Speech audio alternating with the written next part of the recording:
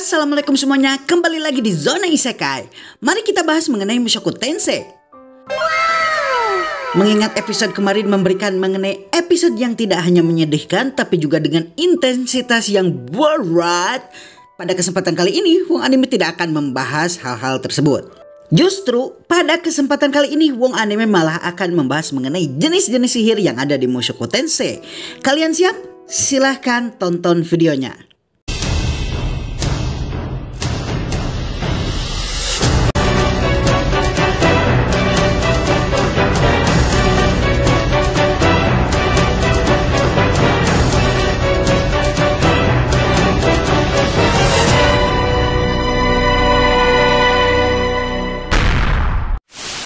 Di dunia Mushoku Tensei, konsep sihir adalah konsep yang lumayan menarik.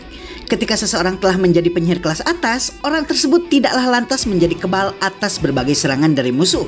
Justru, kebanyakan dari mereka sangatlah rentan atas serangan-serangan jarak dekat. Walaupun begitu, ketika bicara mengenai destruktivitas alias tingkat kehancuran, maka tingkat kehancuran para penyihir ini sangatlah tinggi jika dibandingkan dengan para ahli pedang yang ketika bertarung biasanya lebih fokus pada serangan tertarget. Di dalam game, penyihir ini bisa diibaratkan sebagai karakter yang memiliki serangan-serangan tipe AoE dan serangan-serangan berskala luas, dan bahkan jika mereka memiliki tingkat penguasaan sihir yang tinggi, mereka mungkin bisa menghancurkan negara jika mereka mau. Jika seseorang ingin menguasai sihir dengan baik, maka dianjurkan untuk mempelajari sihir bahkan sejak balita.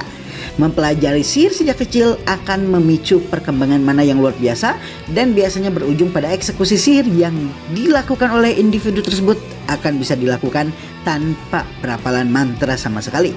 Hal ini terjadi pada Sylviette dan Rodius yang mempelajari sihir sejak kecil. Awal mulanya, sihir diciptakan oleh para High Elf dengan menggunakan roh, sehingga melalui perantara roh tersebut, mereka memiliki kemampuan untuk melakukan pengendalian elemen, seperti misalnya bumi dan angin. Dan melalui merekalah sihir dan mantra pun lahir.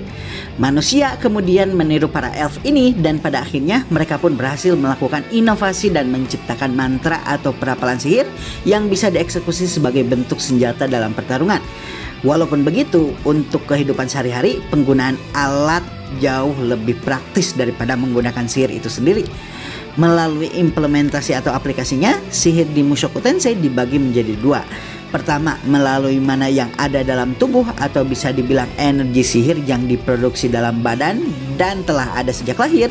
Dan yang kedua, melalui alat yang biasa disebut sebagai benda sihir, dan penggunaan benda sihir ini biasanya tidak membutuhkan mana sama sekali, namun tergantung penggunaannya seperti apa, mana bisa digunakan juga. Selain itu, umumnya sihir biasanya dilakukan dengan dua cara. Cara pertama melalui menggambar lingkaran sihir, dan cara kedua melalui perapalan. Awalnya, sihir biasanya dilakukan dengan menggunakan lingkaran sihir. Namun cara ini sendiri sangatlah merepotkan karena menggambar lingkaran sihir biasanya kurang praktis dan kemungkinan lingkaran sihir tersebut bisa terhapus.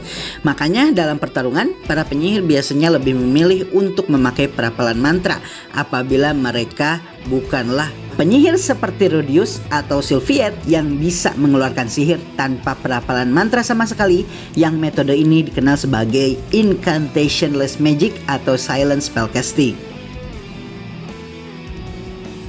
Secara umum, sihir di Mushoku Tensei terbagi atas 3 klasifikasi, yaitu sihir serangan, sihir pemanggilan, dan sihir penyembuhan. Seperti namanya masing-masing, sihir serangan adalah sihir yang digunakan untuk melakukan pertarungan. Sihir penyembuhan yang digunakan untuk mengobati luka, dan sihir pemanggilan, sihir untuk memanggil suatu barang atau makhluk tertentu. Sihir-sihir ini kemudian dibagi lagi menjadi 8 ranking atau peringkat tergantung dari tingkat penguasaan individu tersebut terhadap sihir yang mereka kuasai. Tingkat yang paling rendah yaitu beginner atau pemula, yang berarti individu yang menggunakannya bisa melakukan manipulasi mana tingkat dasar. Intermediate atau tingkat menengah, yang berarti bisa melakukan manipulasi mana dengan tingkatan yang lebih tinggi. Advance, yang berarti bisa melakukan manipulasi mana lebih kompleks dan memiliki efek area yang jauh lebih besar. Lalu selanjutnya ada kelas Saint, yaitu tingkatan manipulasi sihir yang jauh lebih kompleks dari tingkatan lanjut dan memiliki efek area yang jauh lebih luas lagi. Biasanya sihir tingkatan ini mempengaruhi cuaca. Lalu kemudian ada kelas King atau kelas Raja yang merupakan tingkat lanjut dari sihir tipe Saint, kelas Emperor atau kelas Kaisar, dan kemudian terakhir ada kelas God yang pada dasarnya sihir dengan skala kontinen alias skala benua. Dengan kata lain, perankingan sihir adalah sesuai dengan tingkat kompleksitas mana dan pelepasan mana. Semakin besar dan semakin rumit mana yang dilepaskan, maka semakin tinggi tingkat sihir tersebut. Lebih jauh, sihir-sihir tersebut kemudian dibagi lagi menjadi beberapa kategori. Untuk sihir serangan dibagi atas 4 kategori secara umum, yaitu sihir air, sihir api, sihir bumi, dan sihir angin. Dengan kata lain, sihir-sihir elemen diklasifikasikan sebagai sihir serangan di dunia Mushoku Tensei.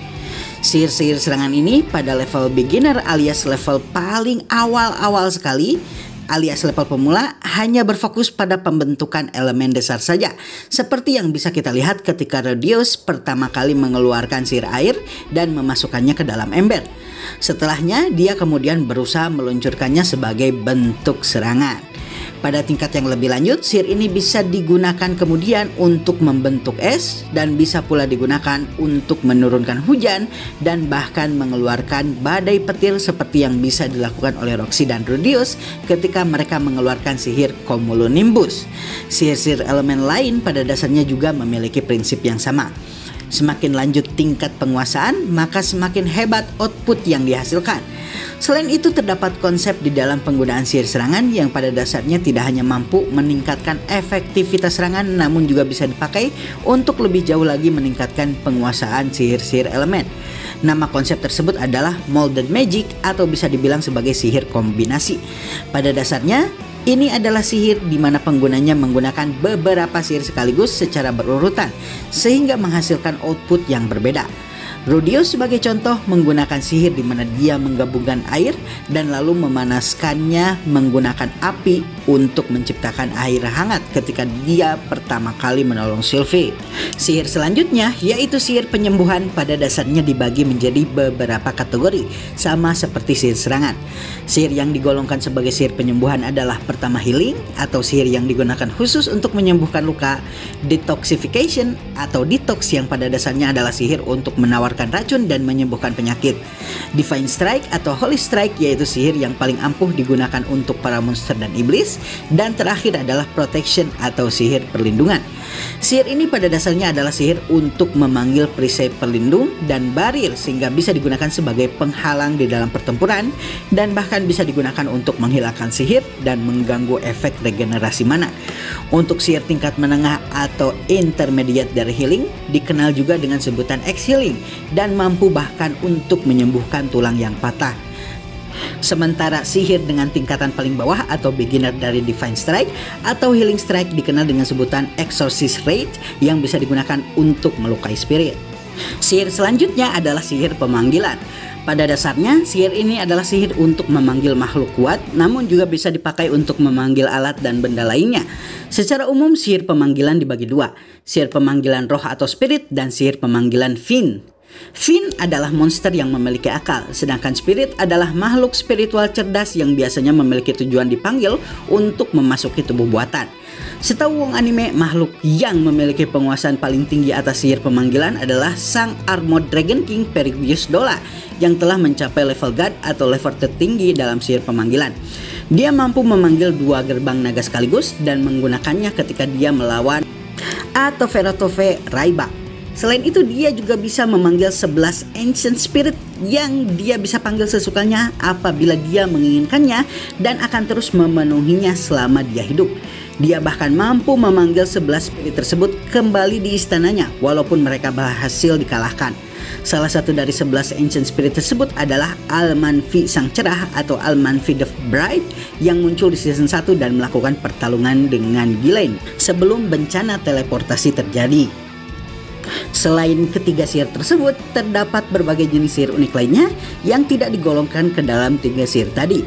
Sihir seperti misalnya Howling atau Voice Magic yang dipakai oleh para Beastmen, sihir teleportasi, Disturb Magic yang dipakai oleh Rudeus dengan meniru kemampuan Orsted, sihir manipulasi gravitasi, sihir perjalanan waktu, hipnosis, reinkarnasi, Foresight, Death Magic atau Necromancy, dan lain-lain. Baiklah semuanya, itulah jenis-jenis sihir di Mushoku Tensei. Pada kesempatan lain, Buang Anime akan membahas anime-anime isekai lainnya, jadi jangan kemana-mana dan stay tune terus di channel ini.